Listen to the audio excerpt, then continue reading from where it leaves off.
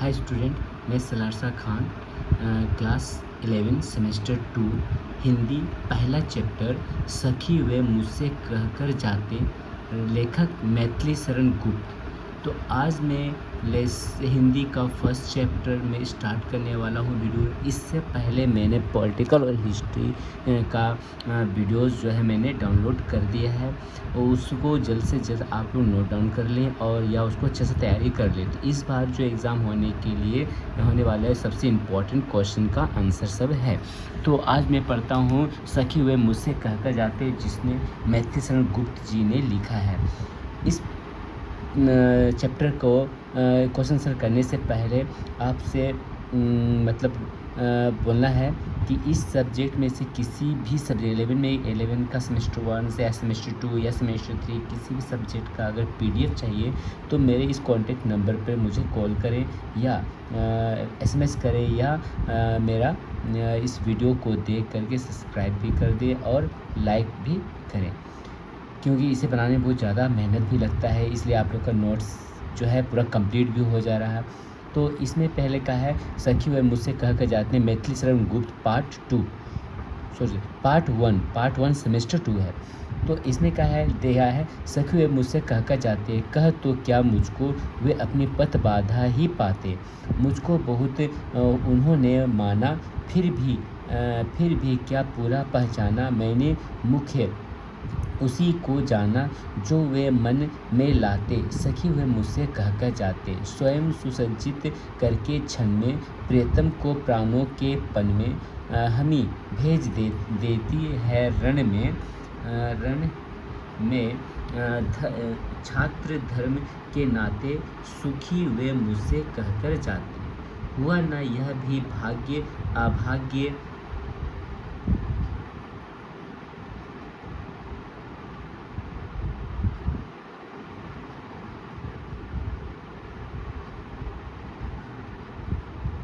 जो वे मन में लाते, सखी व मुझसे कह जाते, स्वयं सुसज्जित करके क्षण में प्रियतम को प्राणों में पन में हमी भेज देती है रण में, छात्र धर्म के नाते, सखी वे मुझसे कह के जाते।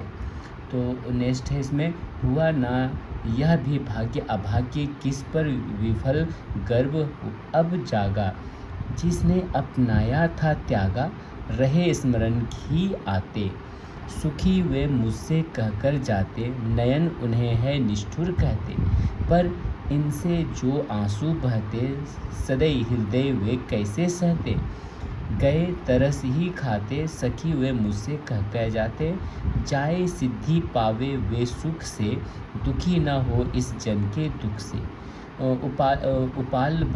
उपाल्भ दू में किस सुख से, आज अधिक वे भाते, सखी वे मुझसे कहकर जाते, गए लौट भी वे आवेंगे, कुछ अपूर्व अनुपम लावेंगे, रोते प्राण उन्हें पावेंगे, पर क्या गाते गाते, सखी वे मुझसे कह के जाते। मतलब इसमें बताया गया है कि एक प्रेमिका का बारे में बताया गया है, जो उसको लेखक जो है बिना बोले जो है वो कहीं और चला जाता है, तो ये बोल रहा है कि कहीं भी जाना है तो मुझसे कह कर जाते। तो इसका भाव स्पष्ट भी यहाँ पर दिया है। पहले तो यहाँ शब्दार्थ दिया है, पथ बाधा का मतलब होता है रास्ते की रुकावट, माना का मतलब होता है सम्मानित किया, पहचानना का मतलब होता है समझा, सुसज्जित का मतलब होता है अच्छे से सजाया हुआ। तो इस सब वर्ड मीनिंग भी जो है इसका दिया हुआ है, इसको अच्छा से इसे कंप्लीट कर लें। और प्राणों के पन में दिया है, प्राणों को पन मतलब यहाँ पे दिया जीवन दाव पर लगाकर, छात्र धर्म मतलब योद्धा का कर्तव्य, और यहाँ विफल गर्व का मतलब है असफल अहंकार, त्यागा का मतलब है छोड़ा, सदैव हृदय का मतलब है दयालु हृदय, निष्ठुर का मतलब है निर्दय। तो ये हो गया इसका वर्ड मीनिंग। अब ये जो कविता का जो मतलब था, यहाँ पर सारांश है कि मतलब क्या बोलना चाहता था कि सखी वे मुझसे कहकर जाते गीत मैथिली शरण गुप्त द्वारा रचित चंपू काव्य यशोधरा से लिया गया है। यशोधरा काव्य सिद्धार्थ के गौतम और महात्मा बुद्ध बनने की यात्रा पर आधारित काव्य है, जिसमें यशोधरा के चरित्र की नवीन व्याख्या की गई है। तो यहाँ पर जो बताया गया है,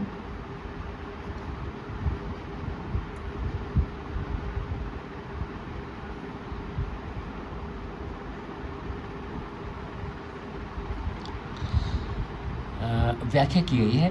संकलित अंश में सिद्धार्थ गौतम बुद्ध की पत्नी अपने पति के उसे बिना बताए चुपचाप चले जाने पर अपनी सहेली के समक्ष अफसोस व दुख व्यक्त कर रही है। यानी उसका पति जो है उसको उसके पत्नी को बिना बोले जो उसको छोड़ के चले जाता है। तो चले जाने का जो अपना दुख होता है पत्नी का, वह दुख जो है अपने सहेली से बोलती है, व्यक्त कर रही है। यहाँ यशोधरा दुखी मन से अपनी सहेली से अपनी वेदना प्रकट करते हुए कहती है कि उसके पति सिद्धि प्राप्त करने के लिए गए हैं। सिद्धि मतलब यह तीर्थ यात्रा में जो है गए हुए हैं। यह बहुत गौरव की बात है, लेकिन बिना बताए गए यह अत्यंत दुखदायी है। मतलब उसका जाना ही था उसका पति, उसको बोल के जाना चाहिए था। तो इसलिए उसको दुख इस बात की है कि उसके बिना बताए जो है वो उसका पति जो है चला गया था।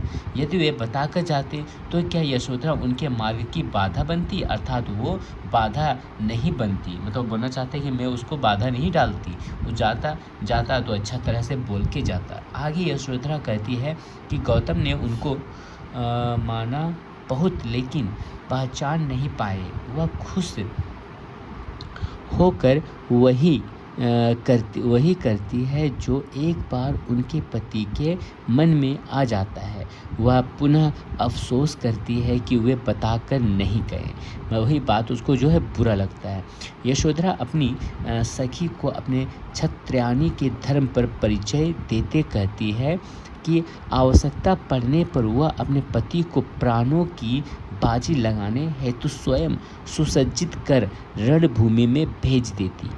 अब तो वह अपने भाग्य को कोसती है कि वह गर्व भी किस पर करे कि जिसने अपनाया था उसी ने त्याग दिया, यानी बिना बोले उसको चला गया। अब तो केवल स्मृतियाँ ही शेष है, मतलब यादें ही शेष है। यशोधरा की आंखों से बहने वाले आंसू इन्हें निष्ठुर कहते हैं, लेकिन वह जानती है कि वे इतने दयालु हैं कि यशोधरा की आंखों में आंसू सहन नहीं कर सकते। यशोधरा को विश्वास है कि उन्हें अवश्य उसकी दशा पर तरस आता होगा।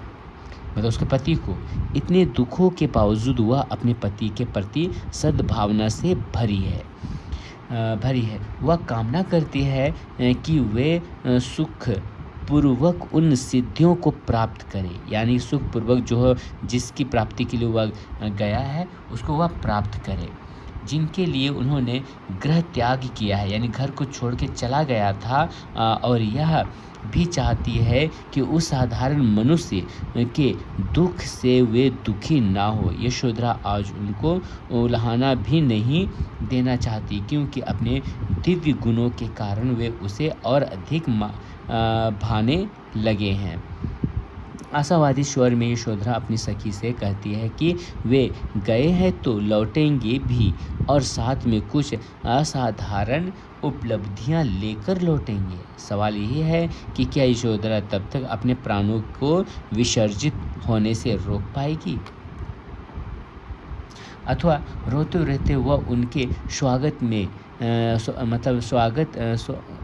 स्वागत में गीत गा पाएगी। अंतिम पंक्तियों में पुनः यशोधरा गौतम के बिना बताए चले जाने पर दुख व्यक्त करती है। इस प्रकार सखी वे मुझसे कहकर जाते कविता में गुप्त जी ने एक बार फिर से नारी जीवन के प्रति अपनी उदार व करुणा दृष्टि पर परिचित दिया है। यशोधरा के माध्यम से प्रकारात से कवि ने बताया है कि पुरुषों का गृह त्यागी होकर सन्यासी हो जाना स्त्रियों की तुलना में काफ़ी सरल है। कवि से संबंधित अब यहाँ से जो कवि से संबंधित कुछ प्रश्न हैं। तो मैथिली शरण गुप्त का जन्म कब और कहाँ हुआ था? तो इसका जन्म जो हुआ था 3 अगस्त 1866 को झांसी के चीर गांव में हुआ था। 2 नंबर क्वेश्चन है गुप्त जी को किसने राष्ट्र कवि की उपाधि दी थी और क्यों? महात्मा गांधी जी ने गुप्त जी को राष्ट्र कवि की उपाधि दी थी क्योंकि उनकी कविताएं भारतीय स्वतंत्रता संग्राम में बहुत प्रभावशाली सिद्ध हुई थी। थर्ड नंबर क्वेश्चन है, मैथिली शरण गुप्त के पिता का नाम क्या था और वे किस प्रकार के भक्त थे? मैथिली शरण गुप्त के पिता का नाम था सेठ रामचंद्र गुप्त था और वे एक निष्ठावान राम भक्त और काव्यानुरागी थे। फोर्थ नंबर क्वेश्चन है, गुप्त जी की पहली प्रकाशित काव्य रचना कौन सी थी और वह कब प्रकाशित हुई? तो गुप्त जी की पहली प्रकाशित काव्य रचना रंग में भंग थी, जो 1909 ईस्वी में प्रकाशित हुई थी। नेक्स्ट क्वेश्चन है, गुप्त जी की किस कृति ने उन्हें राष्ट्रवादी कवि की पदवी दिलाई? गुप्त जी की कृति भारत भारती 1912-1913 ने उन्हें राष्ट्रवादी कवि की पदवी दिलाई। साकेत काव्य किस पात्र के इर्द गिर्द घूमता है? तो इसका आंसर है साकेत काव्य रामायण के लक्ष्मण की पत्नी उर्मिला के इर्द गिर्द घूमता है। मैथिली शरण गुप्त की कृति यशोधरा किसके जीवन पर आधारित है? गुप्त की कृति यशोधरा गौतम बुद्ध की पत्नी यशोधरा के जीवन पर आधारित है। नेक्स्ट क्वेश्चन है, मैथिली शरण गुप्त की प्रमुख कृतियों में से एक महाकाव्य का नाम बताइए। तो मैथिली शरण गुप्त की प्रमुख कृतियों में से एक महाकाव्य का नाम है साकेत। गुप्त जी के देहावसान कब और कहाँ हुआ था? तो 12 दिसंबर 1964 को चीर गांव में हुआ था। नेक्स्ट क्वेश्चन है, मैथिली शरण गुप्त की साहित्यिक विशेषता क्या थी? मैथिली शरण गुप्त की साहित्यिक विशेषताएं पवित्रता, नैतिकता, परंपरागत मानवीय संबंधों की रक्षा और राष्ट्रवादी दृष्टिकोण थी।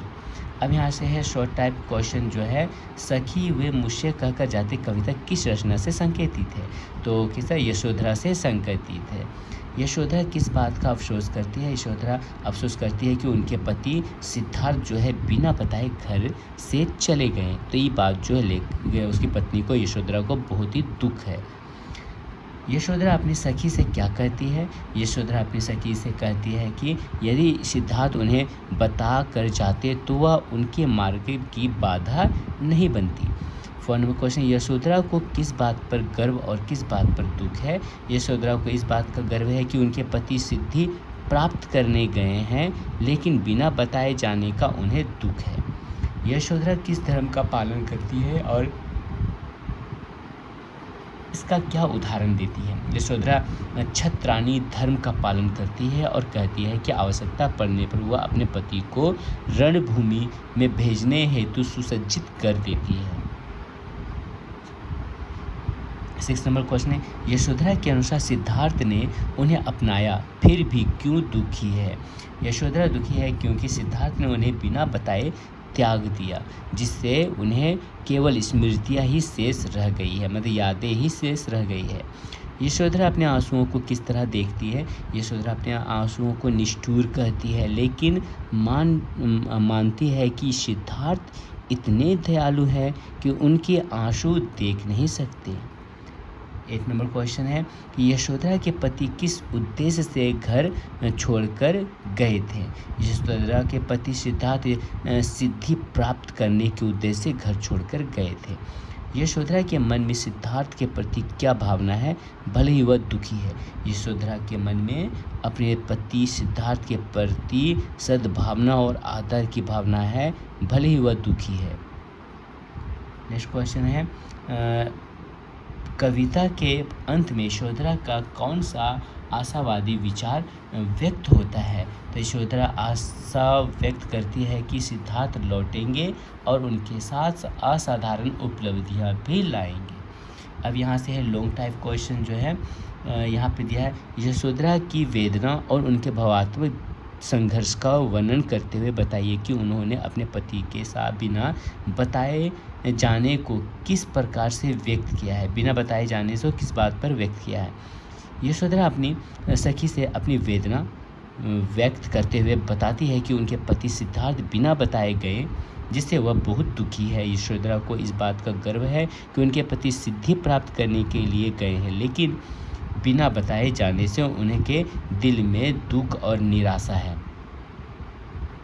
वह कहती है कि यदि सिद्धार्थ उन्हें बता कर जाते तो वह उनकी राह में बाधा नहीं बनती। इसके अलावा यशोधरा को लगता है कि उनके पति ने उन्हें अपनाया तो है, लेकिन समझ नहीं पाए कि वह भी उनके विचारों और संकल्पों का समर्थन करती है। इस तरह वह अपने भीतर के भावात्मक संघर्ष और अकेलेपन को व्यक्त करती है। सेकेंड नंबर क्वेश्चन, यशोधरा ने अपने सखी से बातचीत के दौरान छत्रानी धर्म का किस प्रकार उल्लेख किया है और इससे उनके व्यक्तित्व का कौन सा पक्ष उजागर होता है? आंसर होगा, यशोधरा ने अपने सखी से बातचीत के दौरान छत्रानी धर्म का उल्लेख करते हुए बताया कि अगर उनके पति सिद्धार्थ ने उन्हें बताया होता कि वे जाने वाले हैं तो वह उन्हें सुसज्जित कर रणभूमि में भेजने से भी पीछे नहीं हटती। यह बयान करके निष्ठा, साहस और बलिदान के गुणों को उजागर करता है।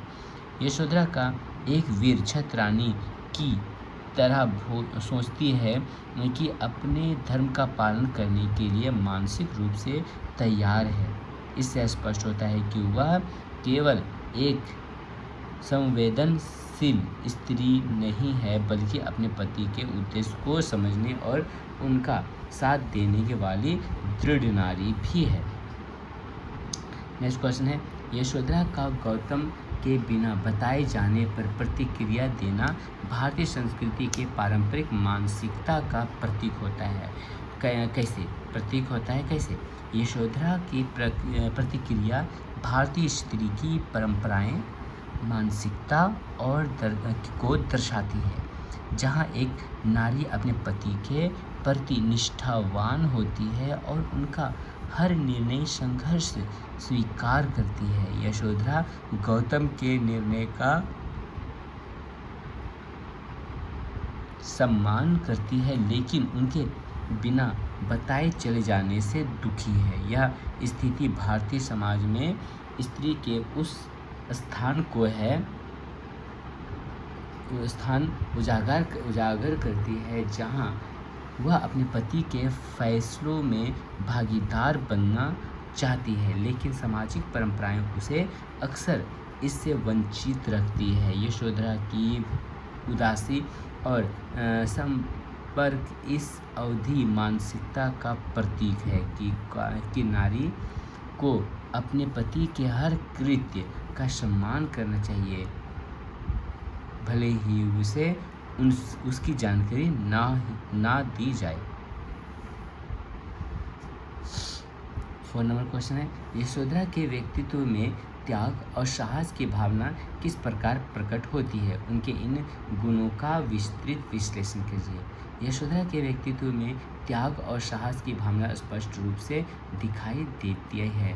उन्होंने अपने पति सिद्धार्थ को गृहस्थ जीवन में अपना सब कुछ समर्पित किया था, लेकिन जब वे बिना बताए चले गए तो तब भी यशोधरा ने उनके निर्णय का सम्मान किया। उनका त्याग इस बात से प्रकट होता है कि वह सिद्धार्थ के उद्देश्य को समझती है और उनके समृद्धि भारत की इच्छा का समर्थन करती है। वह अपने दर्द को छिपाने हेतु अपने सखी से कहती है कि यदि सिद्धार्थ पता कर जाते तो वह खुशी उन्हें जाने देती। यशोधरा का साहस इस बात से प्रकट होता है कि वह क्षत्रियनी धर्म के पालन के लिए हमेशा तैयार रहती है और रणभूमि में भी अपने पति को भेजने के लिए उत्सुक है। इस प्रकार उसका त्याग और साहस उनके व्यक्तित्व का महत्वपूर्ण हिस्सा है। तो ये हो गया 4 नंबर क्वेश्चन लॉन्ग में से। तो अब जो वीडियो बनाएंगे वो अच्छा यहाँ पर 4 है, जानकारी दे दी। 4 नंबर पे क्वेश्चन क्या है कि यशोधरा का के व्यक्तित्व में त्याग और साहस की भावना किस प्रकार प्रकट होती है, उनके इन गुणों का विस्तृत विश्लेषण करें।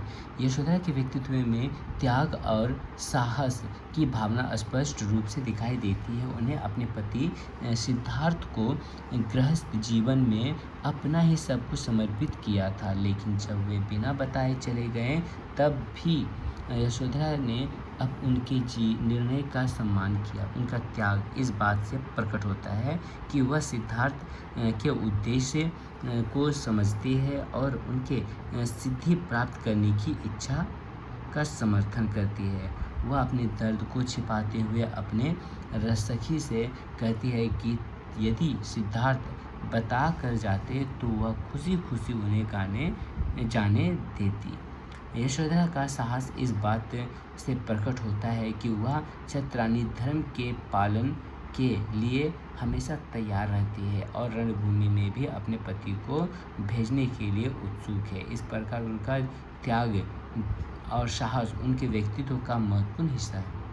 तो ये जो है टू मार्क्स का क्वेश्चन जो है ये कंप्लीट हुआ।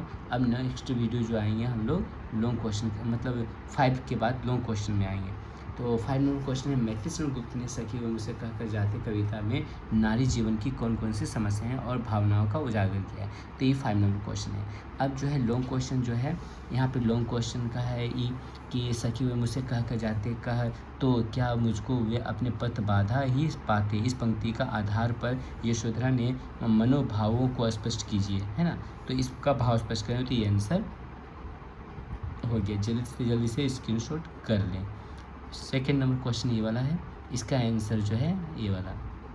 थर्ड नंबर क्वेश्चन ये जितना वीडियो है कहा है उससे जल्द से जल्द आप लोग कॉपी में से नोट डाउन कर लें, जो कि बहुत ही इंपॉर्टेंट है सेमेस्टर 2 के लिए।